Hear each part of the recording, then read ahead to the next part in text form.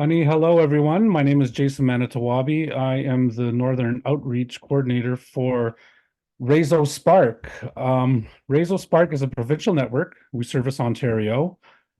And I'm just going to go ahead and skip the land acknowledgement because let's be honest, right, Tracy? Sometimes it's a little bit awkward, especially when we're on our own territory. I'll just go ahead and say that we are coming to you from the Wacomicongan and Ceded Territory right now.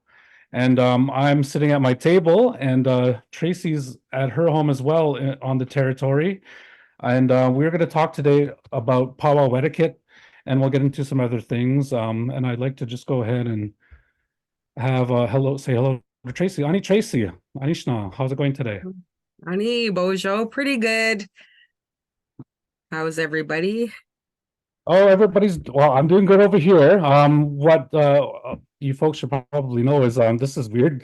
Tracy also has twins, and my twins are in the bedroom, and you might see a head pop in every once in a while, but I've asked them to hopefully let us do our thing here. So we're part of the little twin club, and we know how In crazy. club. Yeah, so just a little bit about Tracy that I know. I've known Tracy as a dancer, and a avid powwow attendee. She represents our community very well out around the world.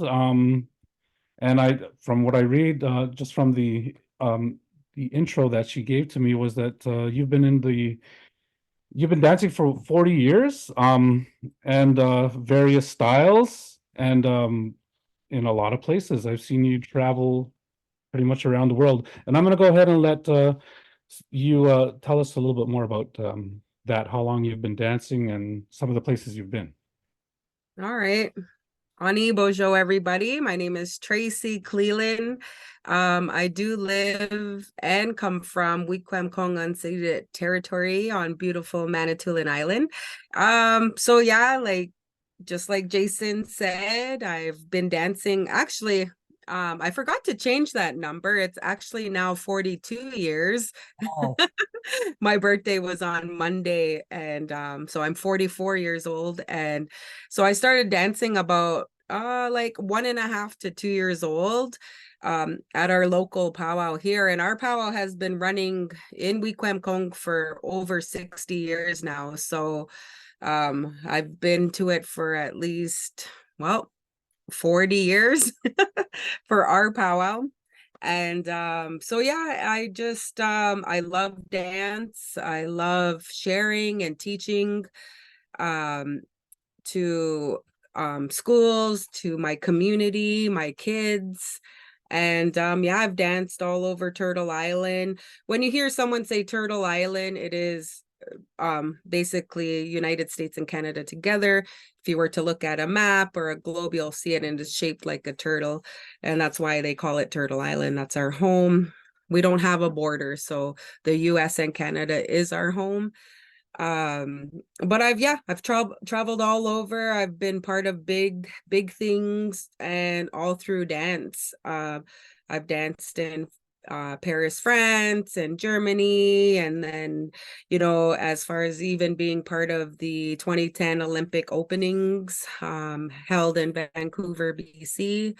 And just, yeah, I've done a lot of different things with just dance, and something that I love and brought me all over. So, yeah, that's just a little bit of what I've done. that's amazing. I've always, considered dance and especially the regalia like an art form. And I know it's not easy to do. I've tried to do it before, and dancing for, 4 or 5 minutes is just like a small portion. I know songs could go longer, and it could get competitive. And I always thought of it as an art form. So art and culture, they tie in really well. And I think that's one of the things, some of the things that we're trying to promote here in Wikwemkong, since we have a very high per capita for working artists in our region. And yeah, so I always thought about dancing being an art form. Could you tell me some of the inspiration and where that came from? Like, is it just in your family, or is that something you just picked up? Yeah, well, really, it was home. It was Wikwemkong.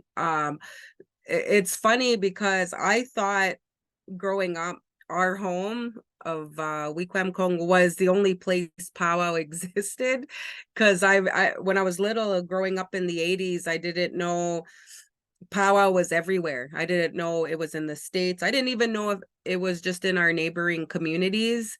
I just, because I was so small that the only powwow I did go to was Wikwemkong.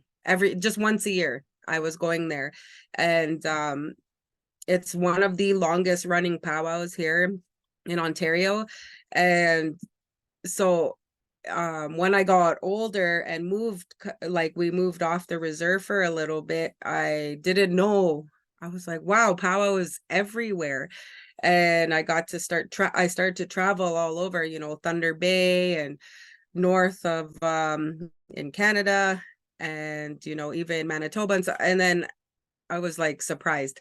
Anyways, my first regalia was given to me, and that's what we call our regalia. We don't call them costumes or things like that. It's our regalia. It's something that, or our traditional wear, we can say, is probably would be the most respectful way of explaining our attire, I guess you would say.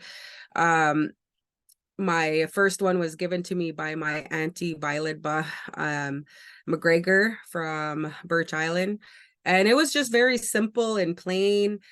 When I grew older, I learned how to sew and bead, and created my own regalia that had me. So it would have my colors, my clan, or something I really love, like flowers.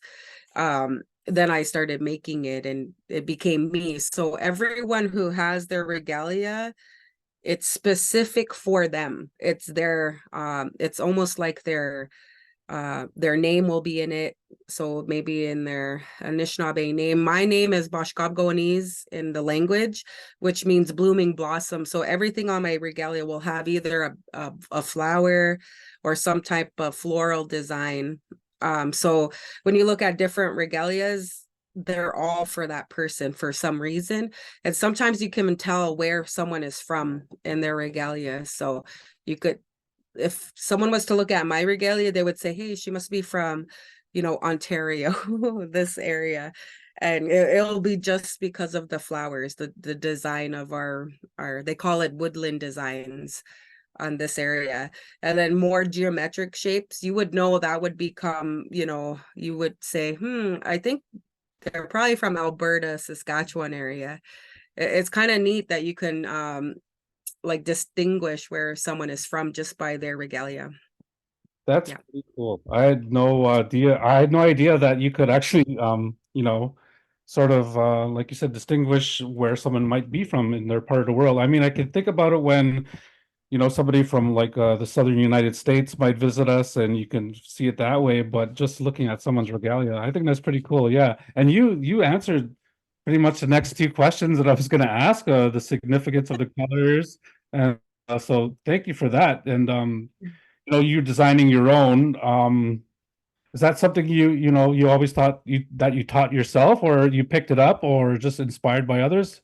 Yeah, you get inspired by people, other dancers. You look up. I've always looked up to my cousin Mariette, and she danced the style I danced, and she's a little older than me, so it's almost like a big sister, and you wanna.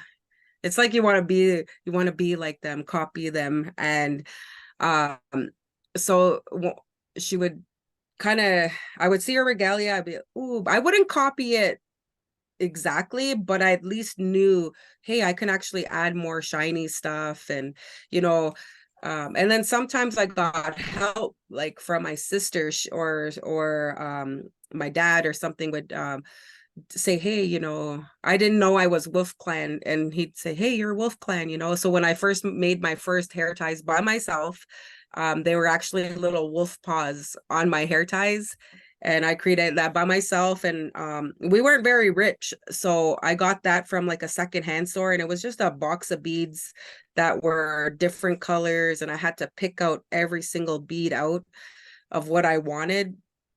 And my beading at the time wasn't very nice. It was kind of it wasn't it was nice to me at the time, but for other, maybe when you're first starting, it's not always perfect. You just get better at your art, your craft. And but I was so proud. I wore those, you know, until I start actually beating even better. And, you know, but yeah, you get inspired by other dancers. That's cool. I do, you know, there's a lot of crafters around our community in indigenous country. And it's something that not everybody could do. Like I know I've sat down and tried it before. It's just like you know, not everybody could play the guitar like, you know, somebody like Elijah could. It it just comes natural, but if you work at something long enough, of course you could pick it up, but you know, it's just for let's just say other certain people that are, you know, sort of fit for that. And you do very well. You know, I understand. I see you make things for other folks too, growing up or coming up into you know, the sort of the dance world. So I'm trying to get my girls in. I've had, you know, I have some jingle dresses being made right now. So I understand it takes a little while. I'm getting a little impatient, but I'm really excited to see them. Their older sister, who is a part of the Ojik clan, you know, they're really inspired by her. She dances jiggle as well, and of course, you know, a lot of her family members are frequent on the Powwow Trail. So yeah, I'm trying to get my kids into the same thing, and just like I mentioned, you'll probably see one or two pop in every now and then. Yeah, so I guess what are I know that there's a lot of talk today, especially in our community, about you know, culture being so important, and you know, we don't want to tarnish it, but at the same time, we've always been competitive. You know, tribes have always, you know, if not, you know, they've competed against each other in different games, like the medicine game and things like that. You know, the winner would, or the one who doesn't win would have to do something like props and share. So we've always been competitive in that sort of nature. And right now, there are some folks that are saying, you know, the largest event that we have is is our powwow, and like you said, it's 60 years. It's really been more than 60 years. Yeah. There was just a long time when we couldn't talk about it. We had to hide it, so we don't really know how many years we've been running our event. But what are your thoughts on you know, competing? I love it. Like I love inviting people from all around the continent to our community.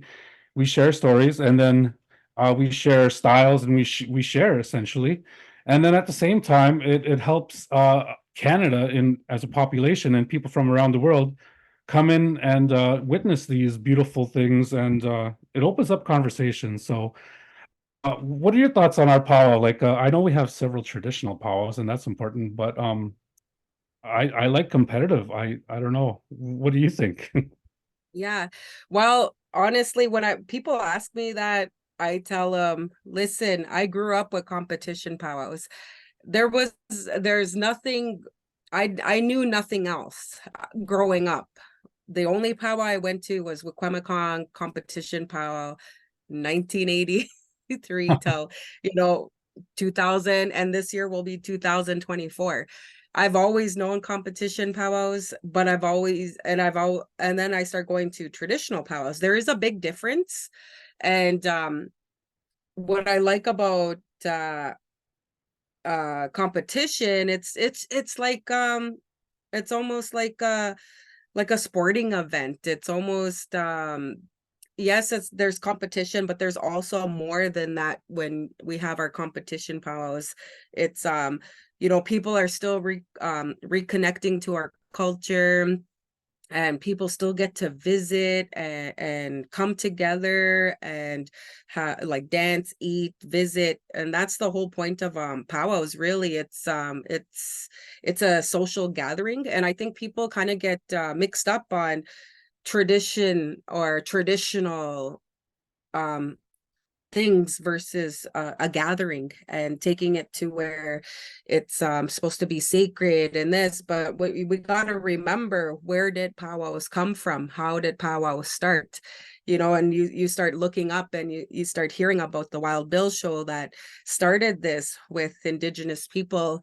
And it, you know, it wasn't ceremonial. It was you know, natives going to dance and trying to feed their families at the time. And really, that's kind of how it starts. It's a whole, I mean, I could talk about this, and you know, you can have a whole panel of people, and that might be something cool to do too, is actually talking about that.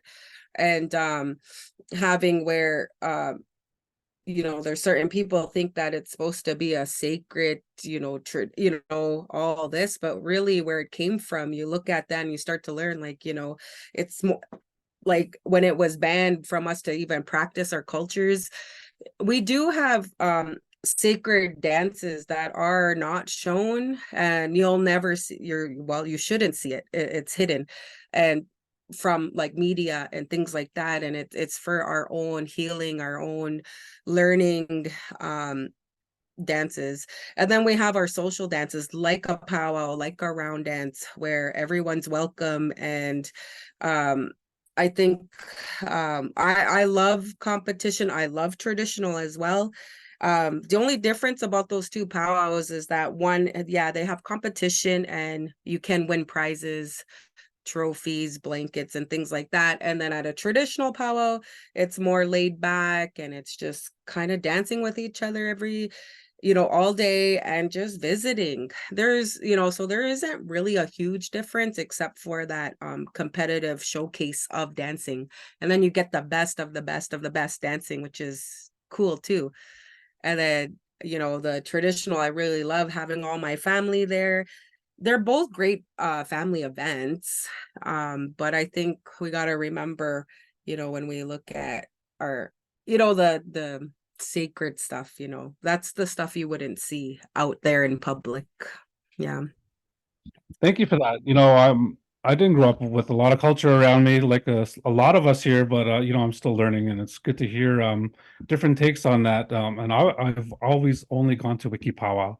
It's the biggest weekend of the year, Yeah. and most exciting. And the thing that got me most excited was all these people coming to our community. Some of the best dancers you'll see, you know, in their generation sometimes make their way to our community, and you know the colors and the styles are.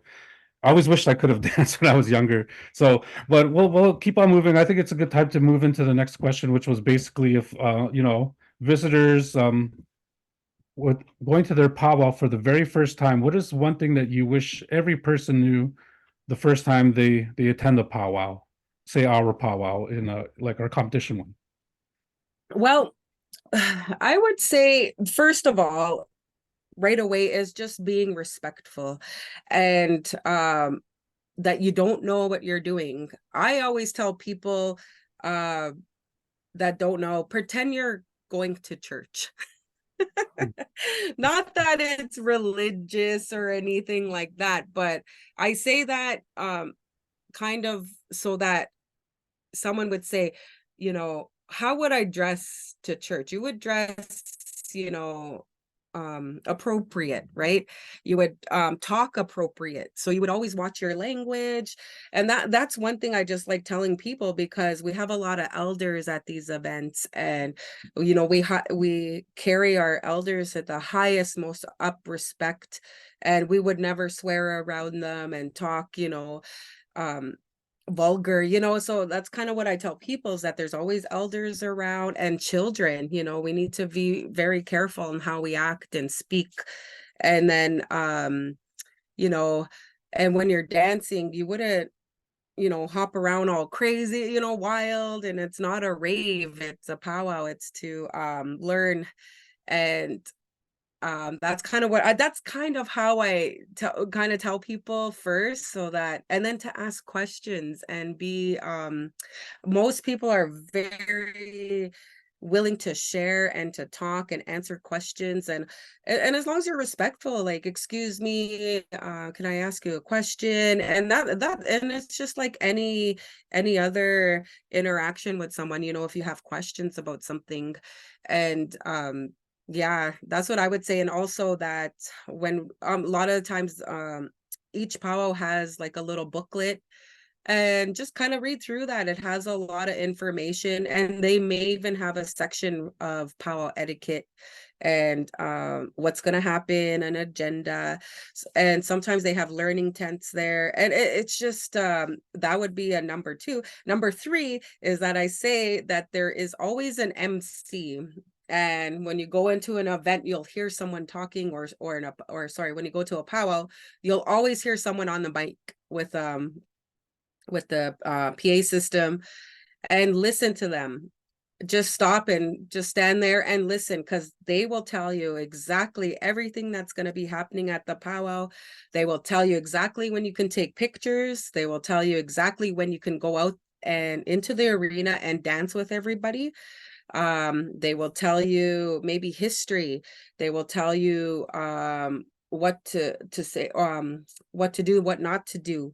They may even point directions in where, you know, you can get more information or visit the fire or speak to the head elders. And some places will have powwows will have head elders and head dancers and, you know, things like that, to where it's easy for everyone to get all the knowledge they want. And though that would be my top three to listen to, you know, act appropriate, be respectful, and you know, listen to that MC. I never thought about that before. Like I coordinate events. I don't MC because not everybody can do that either. I try to, I mean, I do if I have to, but I don't like it because I'm not as good as some people are.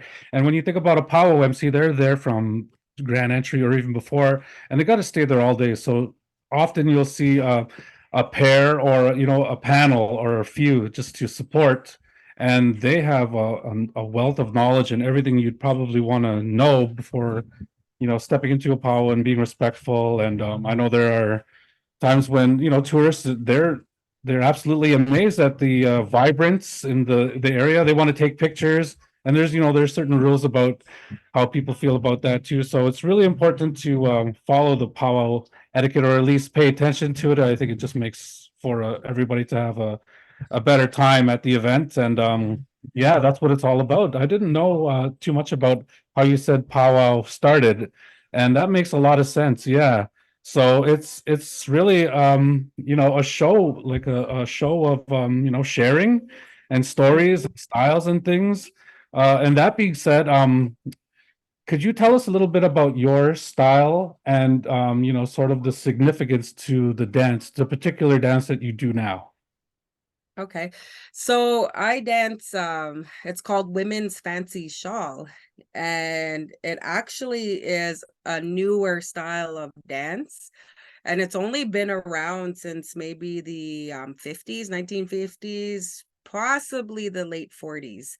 And my style, like you said, it's bright, it's vibrant, it takes a lot. It's a lot of spinning, hopping, jumping.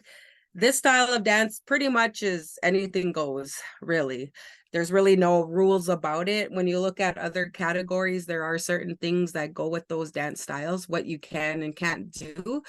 And for women's fancy, it's more freeing. That's why a lot of younger girls like it, because there's really no rules to it, except for, you know, being respectful and that. And so this style now, there are different there are a variety of different stories and histories, and one that I really like, that I kind of, when I listen to different teachings from, like, at powwows and or workshops and stuff, I like this. So I'm going to share the one I know, and the one that it really I felt like suits me. And which is, there was a woman, and and like I said, in the early times, 1950, around there, 1950. I'm just gonna say that that's not the exact date or year, but she was wanting to she felt that she needed to dance a different style. And there is men's fancy style, and it's a two bustle, very bright, very colorful, and they do a lot of fancy moves. And they're really good, they're really awesome to watch in person. And so she wanted to dance like them, so she put on the bustles, put on everything a man's fancy would wear, and she danced it. And when she danced it, she was ridiculed. She was, put down, and some people were even throwing rocks at her to get her to stop dancing that style. So she would stop, And then what she did was and I truly believe this is why maybe they started painting their faces, but what she did was she painted her face to where you couldn't recognize her. So when you see today men's fancy dancers, they'll wear some paint on their face, but so what she did was cover her paint, had a design, she wore the regalia, and then she started dancing, and then she started competing with men, and she started winning and winning, and she pretty much was winning every competition with the men, and these men were wondering, who is this person, you know, I've never met him and things like that. So when they asked who she was, she revealed that it was the same woman from before. And so so what they did was talk to her, and then the some elders came and talked to her and said, okay, you know, we know you want to dance this style, but this is the men's fancy style. So if you want this women's fancy style, or women's fancy shawl is another word for it, or another title, that you still can wear this, but you still need the grace of women, and you still need this, you know. So so what they did was remove the bustles, and she still had the shawl and the dress, but then she was able to still add, which is called the cape, which men will wear, and the feathers, the top feathers, but they would have plumes. And so they still, so that's kind of what the one story I've heard of how it evolved to a more fancy style, which originated from the women's traditional dance, and it traveled through and became this. And then it came from a woman that just wanted to be who she was, someone different. And we don't really know exactly why sometimes, but that's one story I've heard of how that evolved, how it started. And I feel like that was me. I could never be like put in a box. I want to be who I am, and I think that's why I love that story, and it's one that I always share with all the girls. Yeah. Wow, that's a pretty cool story. I'd never heard that one before, and Yeah.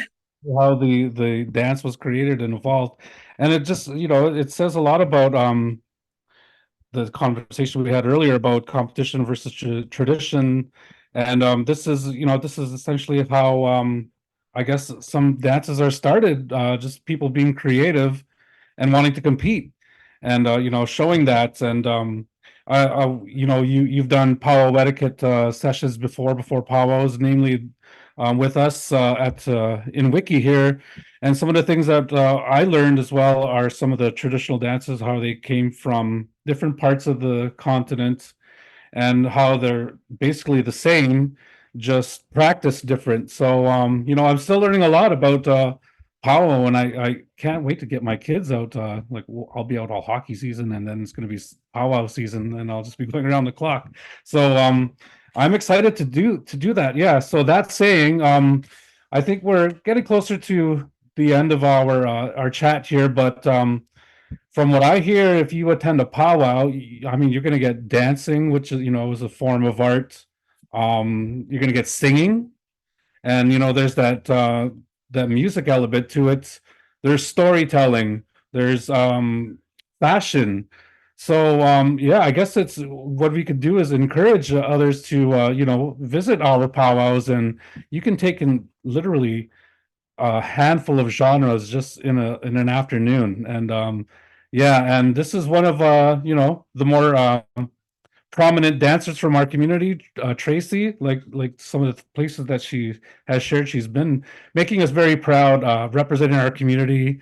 There was that one scene with you in front of the Eiffel Tower, and still in my head, yeah. And it's you know, you're getting other people to try and do the same sort of backdrop, and that's really cool. So I'm really happy that you were able to join us today, and hopefully we can, you know, do some work and tell more stories and be more involved with you know, folks that get those conversations going with you know, the Canadians and our Indigenous people, because we all have to live here together, and we might as well make it fun and share as much as we can. And yeah, so is there anything else that you'd like to say before we finish tonight?